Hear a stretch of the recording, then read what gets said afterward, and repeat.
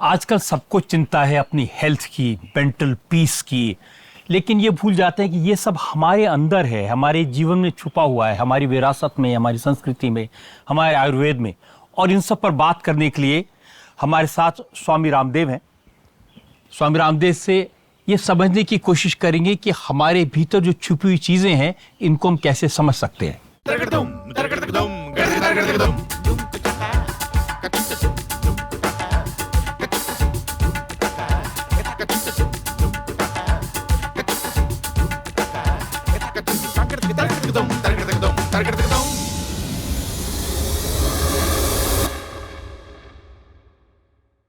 स्वामी जी प्रणाम। प्रणाम रजत जी। देखिए, अब तक तो आपको जब इंट्रोड्यूस करते हैं ना कि ये इन्होंने योग को प्रचार किया, आयुर्वेद का प्रसार किया, दुनिया भर में पहुंचाया, अब मुझे लगता है बात उससे बहुत कहीं आगे बढ़ गई है। अब आपका रिश्ता हो गया लोगों से विश्वास का, एक मोहब्बत का रिश्ता, जिसमें लोग श्रद्धा से ट्रस्ट करते हैं, होप है। बहुत सारे लोग हैं जो मुझे लगता है कि जब उनको सारी उम्मीदें छूट जाती हैं, डॉक्टर फेल हो गए, कोई रास्ता नहीं बचा, तो लोग इस हालत में ना पहुंचे। इसके लिए जरूरी है कि लाइफस्टाइल में, खान पान में कुछ बेसिक्स में चेंज करें। लोगों को, जैसे आपने बोला, हेल्थ इश्यू तो बहुत ज़्यादा है, इतने ज़्यादा हैं कि मुझे लगता है शायद कुछ दिन ही व्यक्ति पूर्ण स्वस्थ रहता होगा।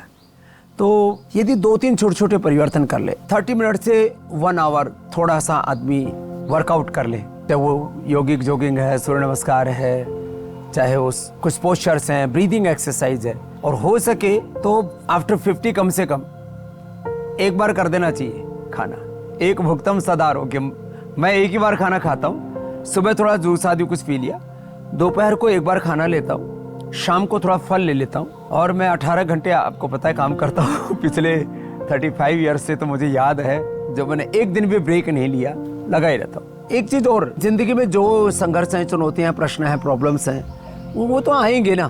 तो आदमी को थोड़ा सा रिलैक्स रहना चाहिए, धीरज के साथ हर चीज़ को फेस करना चाहिए, कोई ना कोई सॉल्यूशन निकल जाता है। देखिए, हम बहुत सारे डिजिटल मीडिया पर देखते हैं, कोई आदमी बता रहा है कि हल्दी वाला दूध पी लो, कोई आदमी जीरा के फायदे बता रहा है, कोई आदमी बादाम के फायदे बता रहा है।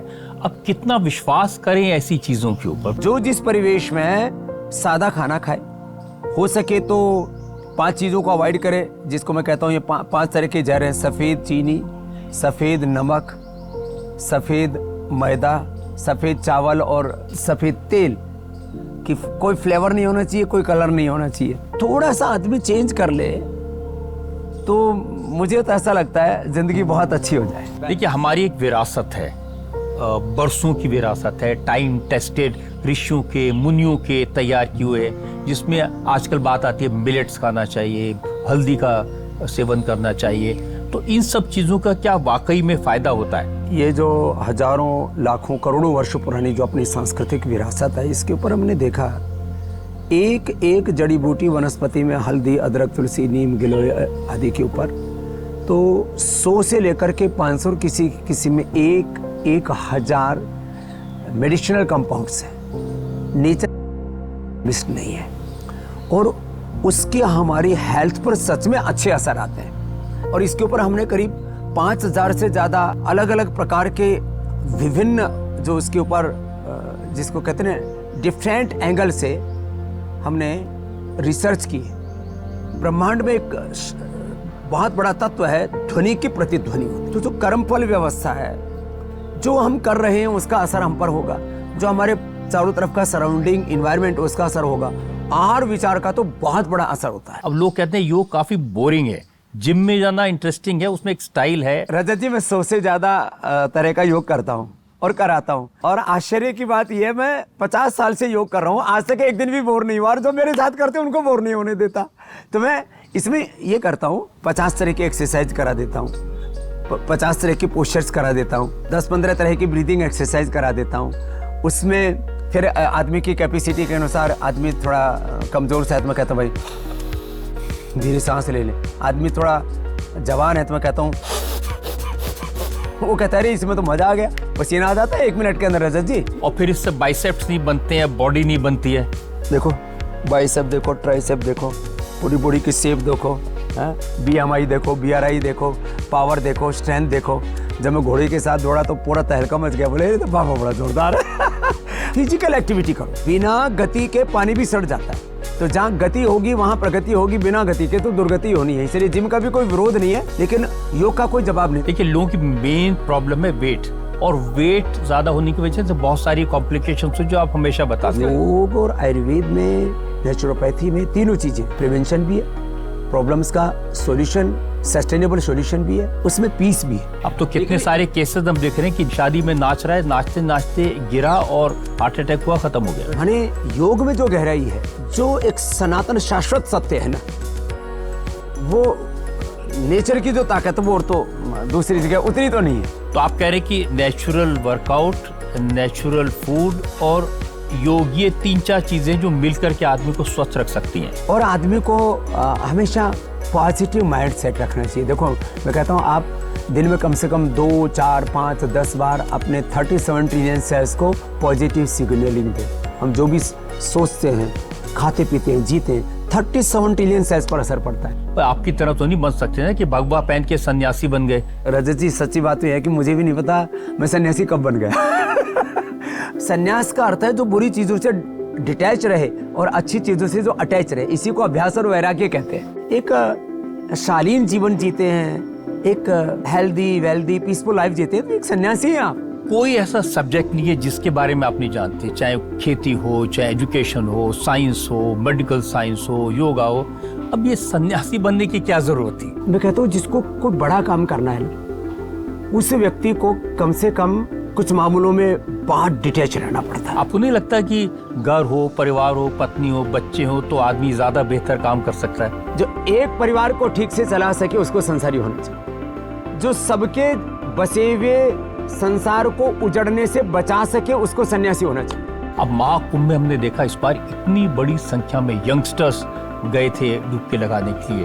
अब वो ये सब लोग पूछते हैं कि क्या करें, काम धाम छोड़ के, ऑफिस छोड़ के हम भी वैराग्य का जीवन ले लें। कुंभ में भीड़ के पीछे के दो हेतु थे, एक तो सनातन का गौरव और दूसरा पुण्य का लालच। वैसे हमको ना तो कोई लालच था और ना कोई साबित करना था कि हम सनातनी हैं, हम तो जीते हैं सनातन को। बाकी यूथ को मैं देख रहा हूँ जो सनातनी है, हम सनातनी हैं, इसका गौरव करो, गर्व से को हम हिंदू हैं, सनातनी हैं। मुसलमान कहते हैं कि गर्व से करो हम ये हैं। उधर से फिर जातियों के नाम पर गर्व। मैं कहता हूँ हम सब एक ईश्वर की संतान हैं, एक पूर्वजों की संतान है, एक प्रकृति से हमारा उद्भव हुआ है। सबके भीतर 5 एलिमेंट्स तो एक ही है ना। तो ये जो अलग प्रकार का जो पागलपन है ना, ये भी ठीक नहीं है। ये पागलपन का मेन कारण है क्रोध, गुस्सा। ये तो, और इसका समाधान है अपने स्वयं में, अपनी निष्ठा में। आध्यात्मिक दृष्टि से कहें तो सियाराम में सब जग जानी वासुदेवा सर्वम ईशावास्यम इदम सर्वम ओम सर्वम खलो इदम ब्रह्म। जब सृष्टि के जर्रे जर्रे में वो खुदा ऑलमाइटी गॉड अल्लाह वाहिगुरु अकाल पुरख एक ही है और एक ही जैसी चेतना आत्मा सब जगह है, तो किस पर क्रोध? जो आदमी अंतर्मुखी होगा, जिसकी जिंदगी में थोड़ी भी स्थिरता होगी, गंभीरता होगी, पेशेंस होगा, वो कभी गुस्सा नहीं कर सकते। शील समाधि प्रज्ञा, ये जैन बौद्ध दर्शन की और महर्षि पतंजलि की भी भाषा है। जो यंगस्टर्स हैं उनको क्या सलाह देंगे?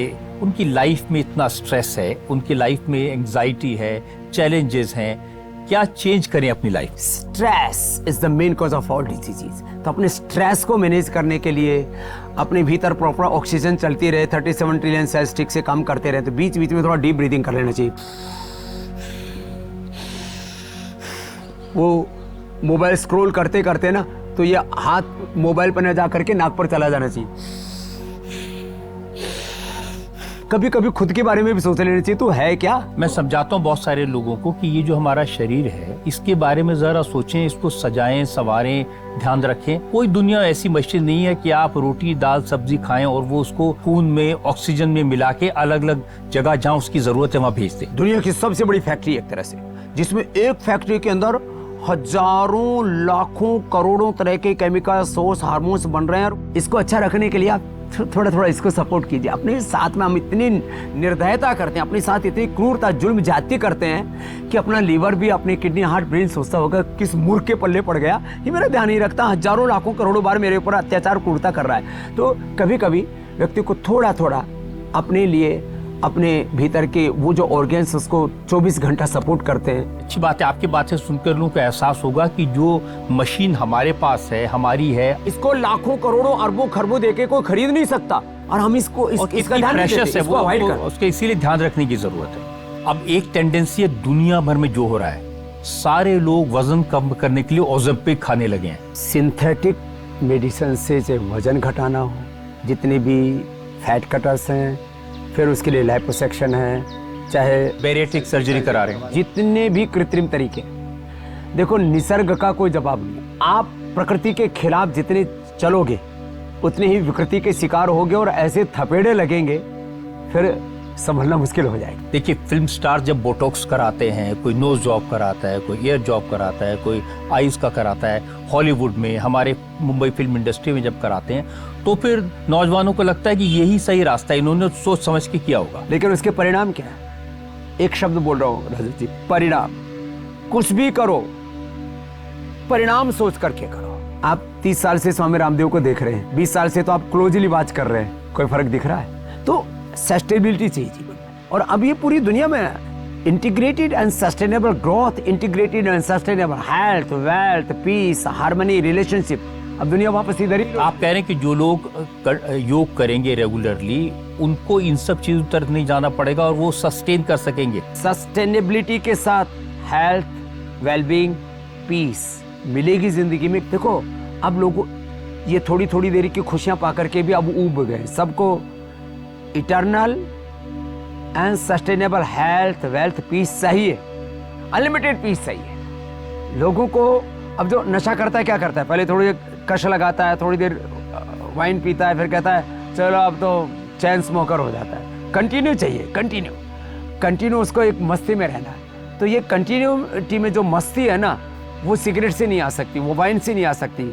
आदमी तो रात को तो सोएगा, फिर थोड़ी देर के लिए तो इनसे अलग होना ही पड़ेगा, फिर आदमी तड़फता है। तो हमारी मस्ती कभी नहीं मिटती। देखिए, ड्रग्स इसीलिए लोगों को अट्रैक्ट करती हैं। उनको लगता है कि ड्रग्स के बाद एक अलग ही दुनिया में चले गए, शांति है, किसी तरह की कोई प्रॉब्लम नहीं। कुछ पल नशा करके आप शून्य में जाकर के या एक बेहोशी जैसी स्थिति में जाकर के चीजों का समाधान नहीं खोज सकते। समाधान तो जागरूकता के साथ खोजा जाएगा, विवेक के साथ खोजा जाएगा। इंसान को भगवान ने सबसे ज्यादा कोई सबसे बड़ी सौगात दी हो तो दिमाग की दी, और सारे नशे तो हमारे दिमाग को ठप करते। देखिए, दो चैलेंज यंगस्टर्स के सामने है। एक तो आज डिजिटल मीडिया की वजह से उनको पूरी दुनिया की नॉलेज अवेलेबल है, और दूसरा आप उनको बताते हैं कि भारत की विरासत, भारत की संस्कृति, भारत का आयुर्वेद, भारत का योग। उनके मन में ये विरोधाभास रहता है कि किसको एक्सेप्ट करें, कौन सा रास्ता बेहतर है। जो उनके लिए हितकारी है, जिससे आपको ज्यादा सुख मिल रहा है, ज्यादा समृद्धि मिल रही है, ज्यादा शांति मिल रही है, तो हम, यद्यपि कुछ बातें हमारी पुरातन हैं, लेकिन नूतन परिवेश में उनकी प्रासंगिकता अधिक है। और बाकी जो साइंस है, टेक्नोलॉजी, इनोवेशन है, इन्वेंशन है, एआई है, उसका उपयोग करो। Modern science, technology, innovation, invention का कोई विरोध नहीं है। जितने भी प्रकृति के साधन है, उनसे ऐसे शिखर आरोहण पाओ कि तुम दुनिया में हर क्षेत्र में नंबर 1 हो जाओ। लेकिन जड़ों से तो जुड़े रहना पड़ेगा। बैक टू बेसिक का जो कॉन्सेप्ट है वो ये है कि पेड़ चाहे 100 फीट का है, लेकिन ये उसकी जड़ें नहीं है तो गिरेगा ना। बुर्ज खलीफा इतना ऊंचा बना दिया, ये उसकी फाउंडेशन मजबूत नहीं तो गिरेगा ना। तो अपनी जड़ों से तो जुड़ा रहना ही पड़ेगा। जड़ों से जुड़ करके हमको समृद्धि के शिखर चढ़ने हैं। जिंदगी में हमको ठहरना नहीं है, चरई वेती आगे बढ़ते चले जाना। तो इस नोट पे आज की बात खत्म कर सकते हैं कि जड़ों से जुड़े रहना है और चलते रहना है, यही एक रास्ता है। हाँ, प्रगतिशीलता जीवन में, साइंटिफिक टेम्परामेंट, हमारे भीतर का शौर्य, वीरता, पराक्रम, उत्साह कभी घटना नहीं चाहिए। सामान्य पुरुषार्थ से जीवन में बड़े लक्ष्यों की सिद्धि हो नहीं सकती। इसलिए विकल्प रहित संकल्प और अखंड प्रचंड पुरुषार्थ के साथ जिंदगी में आगे बढ़ना ही पड़ेगा। इसका कोई दूसरा विकल्प है नहीं। आज स्वामी रामदेव से हमने जो बात की वो कहीं और आगे की है, योग से आगे की, आयुर्वेद से आगे की, जीवन की, लाइफ शैली की, बदलाव की। तो क्या आप तैयार हैं to go back to basics?